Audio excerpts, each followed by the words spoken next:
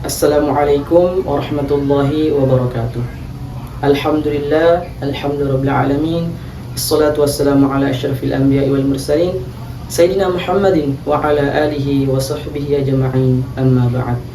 Rabbi shrah li sadri wa yassir li amri wahlul 'uqdatam min lisani yafqahu qawli. Yang terhormat dosen pengampu Bapak Dr. Haji Tubagus Wahyudi STMSI dan asistennya yakni Bapak Rusman Hambali dan teman-teman yang kami banggakan. Baik teman-teman, hari ini saya akan menyampaikan tafsir motivasi yang ada di surah Al-Insyirah ayat 6 yang berbunyi Inna ma'al usri yusra, yang artinya sesungguhnya bersama kesulitan ada kemudahan. Dan dua surah yang saling mensupport yaitu surah Al-Baqarah ayat 286 dan surah At-Talaq ayat 7. Teman-teman pasti bertanya, kenapa sih ayat ini diturunkan di dalam Al-Quran? Nah, Allah Subhanahu wa Ta'ala berfirman di surah Al-Insyirah ayat 6 yang berbunyi Inna ma'al usri yusra, yang artinya sesungguhnya bersama kesulitan ada kemudahan. Ayat ini terdapat di dalam Al-Quran sebagai bagian dari pesan Allah Subhanahu wa Ta'ala kepada umat manusia, yaitu sebagai motivasi dalam menghadapi kesulitan. Allah mengingatkan bahwa setiap kesulitan pasti disertai dengan kemudahan. Nah, ayat ini sering muncul dalam kehidupan manusia, yaitu dalam krisis sosial atau kolektif. Contoh dalam kehidupan masyarakat, bencana alam. Setelah bencana alam, seringkali muncul solidaritas masyarakat yang saling membantu, memulihkan, dan membangun kehidupan baru. Nah, ayat ini juga mencerminkan sifat-sifat manusia, yaitu seperti putus asa, ketidaksabaran, dan kelemahan. Ada penemuan sebuah studi menunjukkan bahwa individu yang menghadapi tantangan hidup seringkali menjadi lebih tangguh dan kreatif setelah melewati masa sulit itu. Contohnya, penelitian oleh Tuget 2004 dalam Journal of Personality and Social Psychology menunjukkan bahwa emosi positif yang muncul setelah krisis membantu orang mengatasi kesulitan dengan lebih baik. Ada teori filsafat yang ada dalam semesta sesuai dengan ayat ini, yaitu filsafat ketabahan dan optimisme dalam tradisi Islam. Dalam filsafat Islam, terutama pemikiran para ulama seperti Al-Ghazali dan Ibnu Arabi, terdapat keyakinan bahwa ujian dan kesulitan adalah cara Allah Subhanahu wa Ta'ala untuk mendekatkan manusia kepadanya, memberikan pelajaran dan membawa mereka pada kebahagiaan. Nah, manusia juga sering menyalahi ayat ini, diantaranya mengira bahwa kesulitan tidak akan berakhir.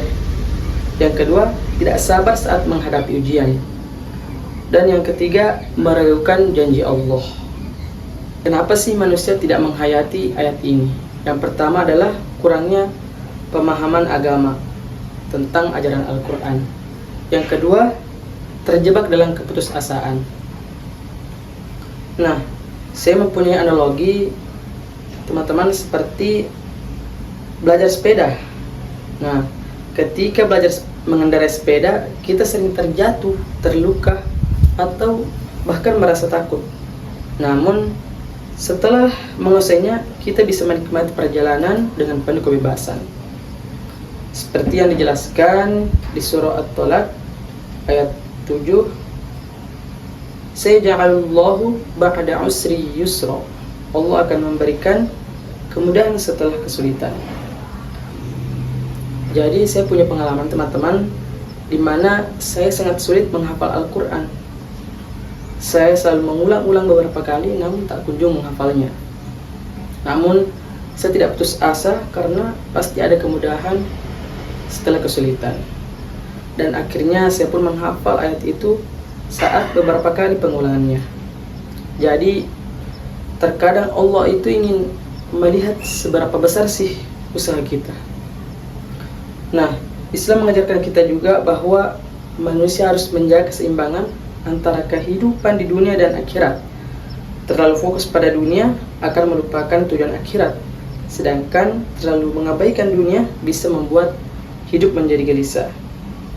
Nah, ada juga hadis tentang pertolongan Allah di tengah ujian, yaitu Rasulullah SAW bersabda, "Ketahuilah, sesungguhnya pertolongan itu bersama kesabaran, kelapangan itu bersama kesempitan, dan kemudahan itu bersama kesulitan."